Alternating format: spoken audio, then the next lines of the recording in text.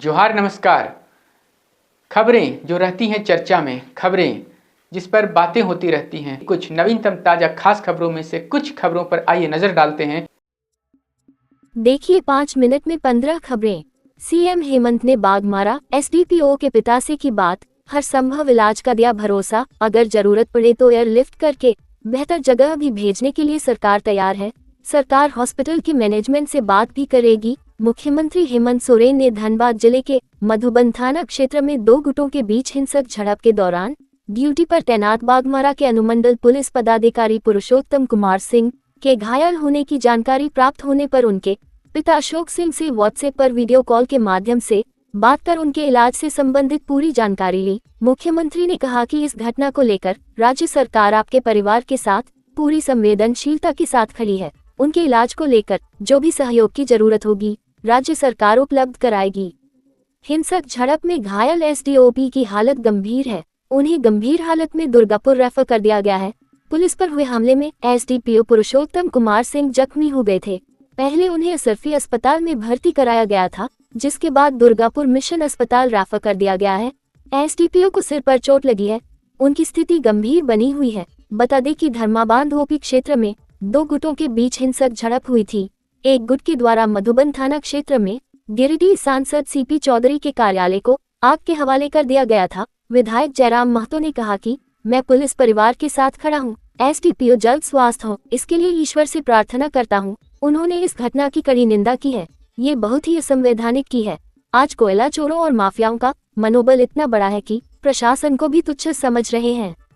बोकारो के भैया ने लिया मैया योजना का लाभ, प्रशासन ने ब्याज सहित वसूले। मैया सम्मान योजना का गलत तरीके से लाभ उठाने वाले शख्स का नाम है आनंद प्रजापति। आनंद बोकारो में एक प्रज्ञा केंद्र चलाता है।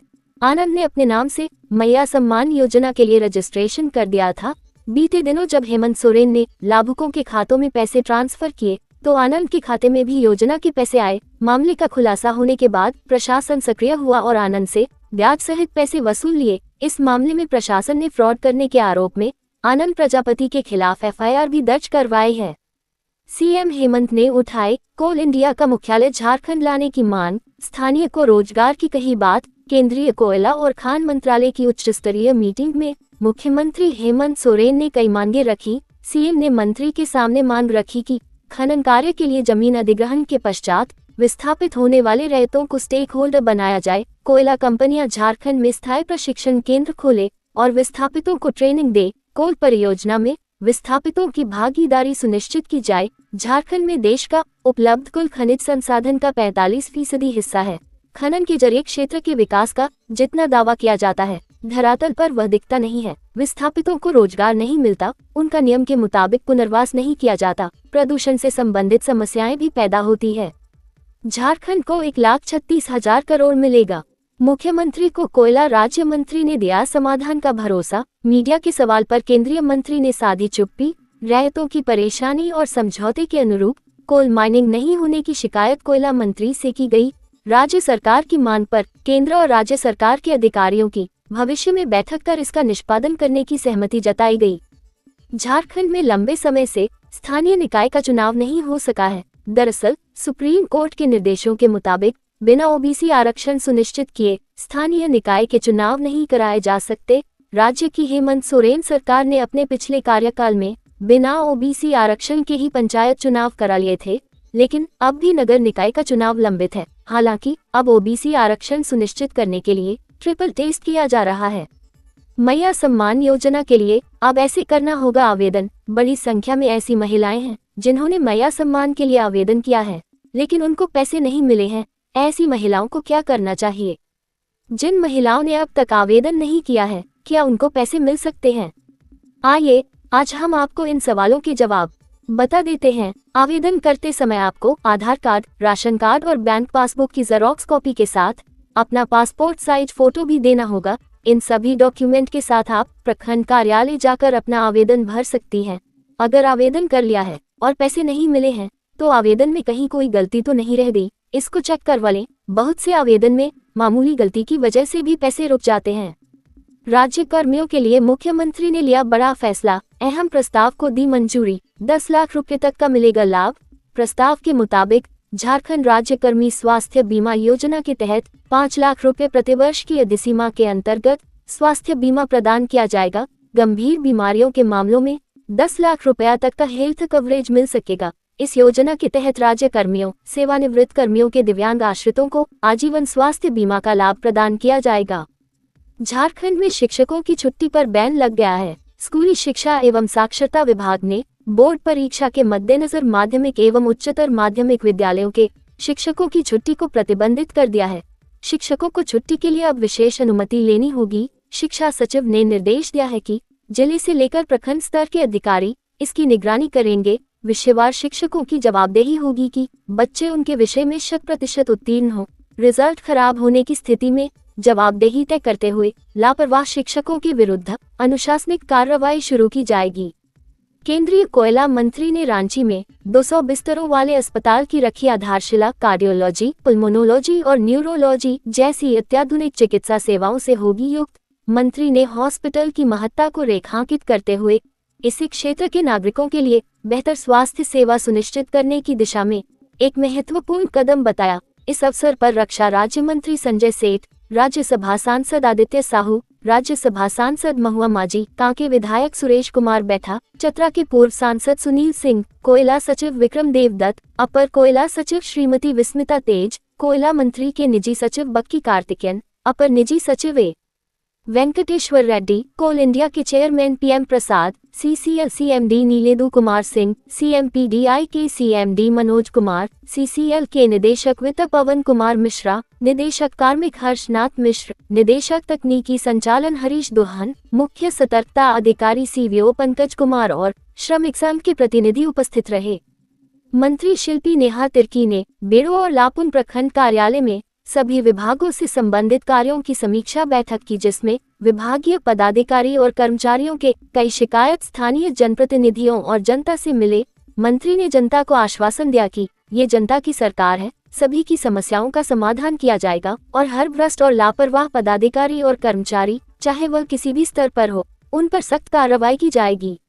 रांची उपायुक्त मंजुनाथ भजंत्री ने देर शाम तक फरियादियों से की मुलाकात। सबसे ज्यादा प्रखंड और अंचल कार्यालय से परेशान जनता ने अपनी समस्याएं बताए। कांके अंचल के जमीन म्यूटेशन और दाखिल खारिज नहीं होने से संबंधित शिकायत पर संज्ञान लेते हुए डीसी ने दिया कार्रवाई का आदेश। इससे पहले रांची उपायुक्त गए थे तमाड़ के प्रखंड से अंचल कार्यालय, जहां उन्हें जांच के क्रम में कई अनियमितताएं मिली। अबुआ आवास का निर्माण कार्य अधूरा मिला, जिस पर उन्होंने आदेश दिया कि जल्द उनकी राशि का भुगतान कर अधूरे आवास का काम पूरा कराया जाए।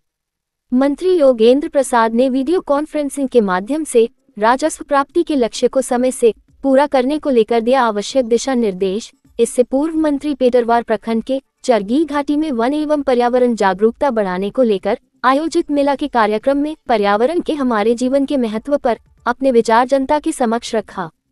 गालूडीह क्षेत्र अंतर्गत बड़ाखुर्शी गांव में बड़ाखुर्शी क्रिकेट क्लब द्वारा आयोजित 2 दिवसीय क्रिकेट मैच के फाइनल का झारखंड के शिक्षा मंत्री रामदास सोरेन ने उद्घाटन किया। मंत्री रामदास ने बल्ले से जोरदार बल्लेबाजी कर उद्घाटन किया। बड़ी खबर रांची से सामने आ रही, जहां AQIS यानी अलकायदा इन इंडियन सबकंटिनेंट का संदिग्ध आतंकी शाहबाज अंसारी को चान्हो के चित्री गांव से गिरफ्तार किया है। टीम ने गुरुवार की रात ये कार्रवाई की है। इससे पहले बीते साल 16 अगस्त को झारखंड ATS ने रांची, हजारीबाग और लोहरदगा में 16 जगहों पर छापेमारी कर 4 लोगों को गिरफ्तार किया था। मॉड्यूल के लीडर डॉक्टर इश्तियाक अहमद को रांची के बरियातू से, फैजान उर्फ मुन्ना को हजारीबाग के लोसिंगना से और मोरिजवान व मुफ्ती रहमतुल्लाह को रांची के चान्हो से गिरफ्तार किया गया था। डॉक्टर इश्तियाक रांची के मेडिका अस्पताल में बतौर रेडियोलॉजिस्ट काम कर रहा था। रांची में ब्राउन शुगर बेचने वाले गिरोह का सरगना सहित 3 गिरफ्तार। राजधानी रांची में नशे का कारोबार करने वाले गिरोह का सरगना 23 साल का कन्हैया कुमार आज पुलिस की गिरफ्त में आ गया। उसके 2 साथी 22 साल का हिमांशु ठाकुर और 19 साल का राकेश कुमार भी धरा गए। इनके पास से पुलिस ने करीब 11.5 ग्राम BS यानी ब्राउन शुगर जब्त किया है। इन तीनों को सुखदेवनगर थाना क्षेत्र के विद्यानगर स्थित बड़ा मैदान से दबोचा गया। इस बात का खुलासा आज रांची के सिटी SP राजकुमार मेहता ने किया। सभी को गिरफ्तार करने में कोतवाली DSP प्रकाश सोए, सुखदेव थानेदार इंस्पेक्टर मनोज कुमार, कोतवाली थानेदार इंस्पेक्टर आदिकांत महतो, 15 ओपी प्रभारी मनीष कुमार, ST/SC थानेदार महेश मुंडा, महिला थानेदार रेणुका टुडू, SI प्रेम हांसदा, ऋषिकांत, सहाबीर उरांव और उमेश चंद्र महतो की सराहनीय भूमिका रही। दिनों दिन बढ़ती ठंड में समाज में बुजुर्गों को हो रही परेशानी को ध्यान में रखते हुए खलारी प्रखंड में प्रखंड की प्रमुख सोनी तिग्गा ने खलारी थाना के समीप स्थित महावीरनगर और महुआ धोड़ा के वृद्ध और बुजुर्ग महिलाओं के बीच कंबल का वितरण किया। प्रमुख ने बताया कि उनकी स्वर्गीय मां दशमी देवी की पुण्यतिथि भी 10 जनवरी थी, इसलिए बुजुर्गों की सहायता कर मन को शांति मिली। लाभुकों ने प्रमुख के कार्यों की सराहना की। बीजेपी में लौटते ही रघुबर दास ने हेमंत सरकार को क्यों दिया 5 माह का वक्त। रघुबर दास ने कहा कि 26 अक्टूबर 2023 को उड़ीसा के राज्यपाल के रूप में शपथ लेने से पहले मैंने दिल्ली में पार्टी के राष्ट्रीय अध्यक्ष JP नड्डा को इस्तीफा सौंपा तो भावुक था। एक मजदूर परिवार के व्यक्ति को भाजपा ने जो मान और सम्मान दिया उसे छोड़ते हुए दुखी था और आज 4 दशक बाद जब दोबारा पार्टी में शामिल हो रहा हूं तो खुश हूं। हम जिम्मेदार विपक्ष हैं, इसलिए हेमंत सोरेन सरकार को 5 महीने का वक्त देंगे ताकि वह जनता से किया गया वादा पूरा करे। गठबंधन सरकार ने जनता के साथ विश्वासघात किया तो भाजपा के कार्यकर्ता सड़क से सदन तक सरकार को चैन से नहीं बैठने देंगे।